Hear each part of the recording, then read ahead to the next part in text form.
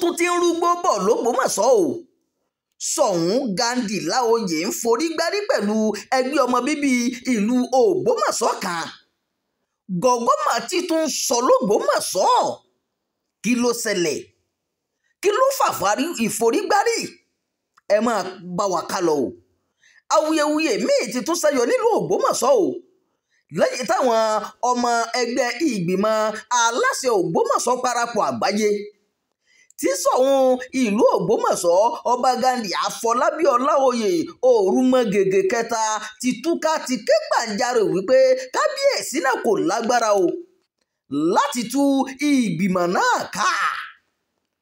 Nínú fọ́nrán kan tí alukoro ẹgbẹ́ náà Kọ́múrẹ́ẹ̀dì TM Balógun, alága abẹ́lé ẹgbẹ́ náà Alhaji Ilyasu Jamiu àti akọ̀wé abẹ́lé arábìnrin Janet Akíntóyìnbó fi ránṣẹ́ sáwọn iléeṣẹ́ ìròyìn ni wọ́n ti ṣàlàyé pé ìgbésẹ̀ ọba Ọláoyè tako ìwé òfin àti ìlànà ẹgbẹ́ Ògbómọ̀ṣọ́ parapọ̀ àgbáyé o.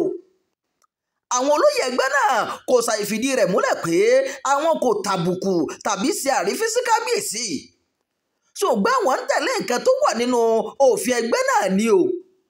Àwọn olóyè ẹgbẹ́ náà wá sọ fáwọn ọmọ bíbí ìlú Ògbómọ̀ṣọ́ nílé lóko àti lẹ́yìn odi wípé àwọn sì wà nípò àwọn gẹ́gẹ́ bí ìgbìmọ̀ aláṣẹ ẹgbẹ́ Ògbómọ̀ṣọ́ parapọ̀ àgbáyé.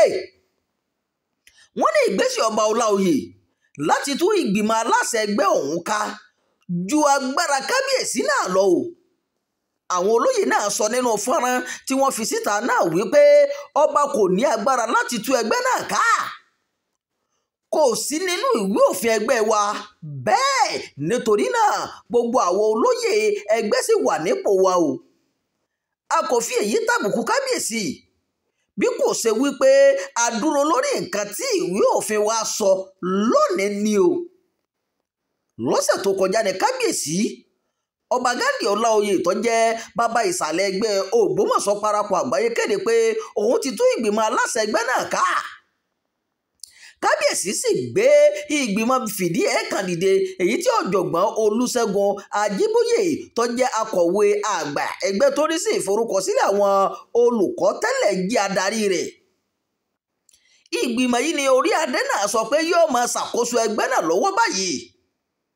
Ọba Ọláoyè ní òun tú ìgbìmọ̀ aláṣẹ ẹgbẹ́ náà ká fún àtúntò ẹgbẹ́ Ògbómọ̀ṣọ́ parapọ̀ àgbáyé kí ẹgbẹ́ náà lè wà ní ìbámu pẹ̀lú ètò ìdàgbàsókè ọlọ́dún 25 òun fún ìlú Ògbómọ̀ṣọ́. Àmọ́ ọ̀pọ̀ ló ti sọ pé ìgbésẹ̀ kábíyèsí kò sẹ́yìn ìbáṣepọ̀ orí adé náà tí kò dán mọ́ràn pẹ̀lú àwọn olóyè ẹgbẹ́ Ògbómọ̀ṣọ́ parapọ̀ àgbáyé, èyí tó jẹ́ kí ọ̀pọ̀ nínú wọn jìnnà sáàfin. Ìròyìn kan tiẹ̀ fìdí rẹ̀ múlẹ̀ pé ààrẹ ẹgbẹ́ Ògbómọ̀ṣọ́ parapọ̀ àgbáyé tẹ́lẹ̀ tó dolóògbé lóṣù kẹfà ọdún yìí, adájọ́ fẹ̀yìntì Afọlábí Adéníran kùnà láti wá ojútùú sí fàákàjà tó ṣẹlẹ̀ nínú ẹgbẹ́ ọ̀hún. Ìròyìn sọ pé èyí gan ló jẹ́ kí kábíyèsí gbé ìgbésẹ̀ tó gbé, torí pé ó dàbí ẹni pé àwọn kan ti fẹ́ já ẹgbẹ́ Ògbómọ̀ṣọ́ parapọ̀ àgbáyé gbà lọ́wọ́ kábíyèsí o. Ìròyìn àjò fún ti àkókò yìí kò ní jù báyìí lọ. Ẹ má gbàgbé láti darapọ̀ mọ́ ìkànnì yìí. Ẹ máa bá wa pẹ̀ka, ẹ máa bá wa fi èròǹgbà yìí sábàlá àríwísí o. Imam Abdulwaheed ló ti jábọ̀ ìròyìn.